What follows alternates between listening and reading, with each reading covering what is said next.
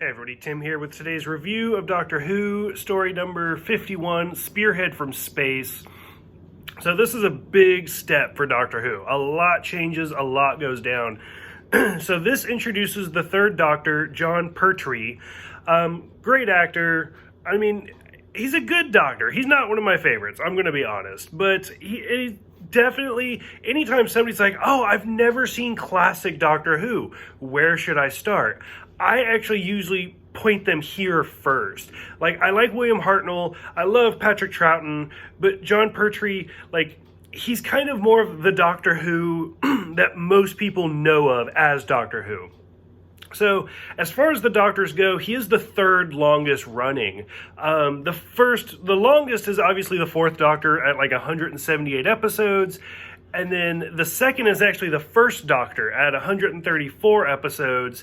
Then we got the third at 128. And then finally, the second Doctor at 119.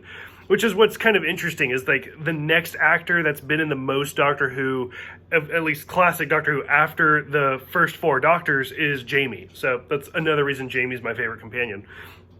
So the reason that I say this is such a big step, and this is where the Doctor really becomes the Doctor. Like, for one, it is now in color. He is the first Doctor to be broadcast in color. We are now out of the missing episodes arc. So, like, it's only the first two Doctors that have missing episodes. From here on out, they're all intact, they're all together, and that's great. It makes it so much easier to binge, because I feel like I can just go and not get worn out by listening to it, which is weird that listening takes more effort than to watch it. So this is the start of season 7, which is also kind of important. So the first two Doctors were each 3 seasons apiece, and each season was like 40 to 45 episodes a season. Like, it was intense. And you look at the Doctors now, and they do like 12 episodes, 10 episodes a season, and you're like, what are you even doing? So from here, it does drop drastically down to roughly 26 episodes. So John played the role of the Doctor for, I think, 5 years. Season 7, 8, 9, 10, maybe 4 years. 7, 8, 9, 10. Yeah. So he does it for technically longer than the first two, but the episode count still balances out to be about the same, because the episode count goes down so drastically. This is the first episode to start in 1970, so we are out of the 60s, moving into the 70s. This does something that I like and dislike. It's something we see a lot more in the new modern Doctor Who. It is a clean cut. Like, that's another reason why I usually point people here. I'm like, it's in color, it's no more missing episodes. Unit is one of the big, like, basically Unit is the companion. We really start to see the sonic screwdriver a lot more, stuff like that. But on top of that, it's just, I don't know, it's hard to explain. And so, I lost my train of thought. Spearhead, season 7, new companion. So we get, it's a clean break. And so we don't get any of the previous companions to kind of carry us over, which is where most Doctors do. Like, even from 3 to 4, 4 to 5, you get 1 or 2 companions that actually, like, kind of bridge that gap, and then you continue on. You get it a little bit in the newer Doctor Who stuff, like from 9 to 10, but when you go from, like, David Tennant to Matt Smith, it's a clean break. And then same from Peter Capaldi to Jodie. Like, it's a clean break, no connections. It's one of those, if you just start right here, you don't really need to see a lot in the past, you can just go. So we get technically, in my opinion, we get 2 new companions. We get Liz Shaw and we get Lethbridge Stewart, which we've seen Lethbridge Stewart before, and technically Nicholas Courtney did star with William Hartnell, not as Stewart, but just as a character. So now he has been with all 3 Doctors, and I think he might be the only actor that has starred with all 3 Doctors at this point. And he continues that run, so It's really impressive. I'm so sad that I will never get the chance to meet him. So, and Liz, I don't know, Liz never like warmed up to me. Like, she never really left an impact for me.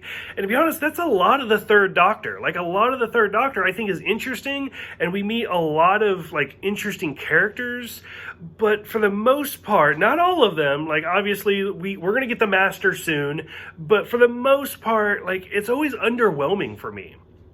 And I think it's because we're going into the 70s. It's more of the film techniques and stuff, which I'll talk about in a little bit later.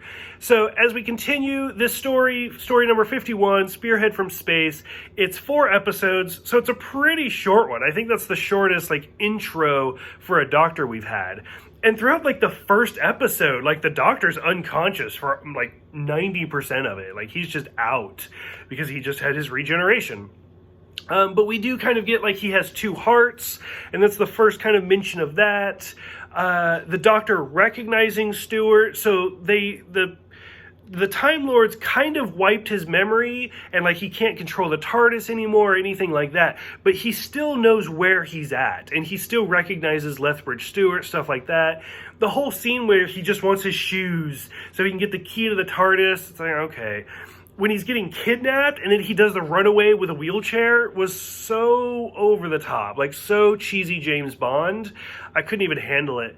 But it did have a great cliffhanger where he gets shot. And then the opening for episode 2 was like, what? Just burned his scalp and that's it. And I'm like, seriously? Like, that's it? So that whole thing. We see the Doctor in the shower, which I could be wrong, but I think that's the first time that we've seen the Doctor at least shirtless. And I like how you can actually see a tattoo on his forearm, so that was kind of great. And then he gets his classic, like, uniform or outfit, whatever, where he has, like, the cape and everything. I love the Third Doctor's outfit. Like, if nothing else, I really, really enjoy his outfit. The main villain for this storyline is the Autons. Autoton, I think is how you say it. I don't know. It's the plastic dummy people. And so it's kind of funny because you could talk to people who are like, ever since 2006, I'm scared of mannequins. Well, there are other people who have been scared since 1970, let me tell you.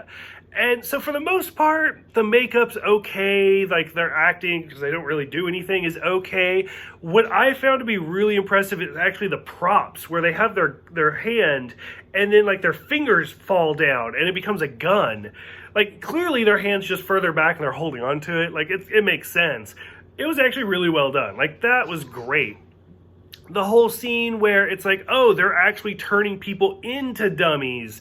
Very House of Wax. We see the TARDIS get broken, and then the ending. I don't know where the ending for this episode came from, but with all the tentacles and stuff, and then, of course, the Doctor where he's like, I'm going to stay and help you. Like, you have a choice. And then when he's like, I don't know your name, he's like, I'm Dr. John Smith.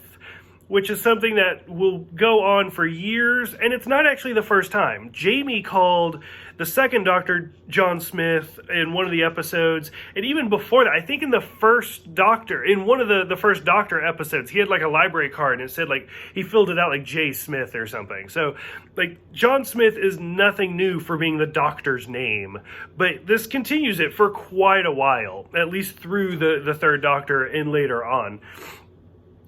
For me, most of the hard parts about this episode is just the directing and like the film style.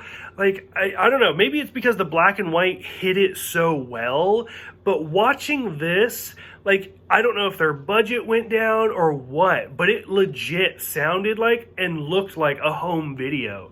Like, just, there was no real cuts, like it was kind of long takes, and like, just the way the camera was positioned, and you could hear the actors talking like they were from far away. Like, there were no boom mics or anything. And I don't know, it felt more like a home video than it did like an actual TV show. So, I don't know, this first story was a little bit rough, but you can clearly tell that they're going a different direction. So I think it's just going to take a few episodes to find their footing. And I say that about every single Doctor, all 13 Doctors. Like, the first couple of episodes are always the roughest. Even the first season is usually the roughest. But overall, I am super excited to get into the third Doctor. So for those who have seen this story, what did you guys think about it? What did you think about the Autons?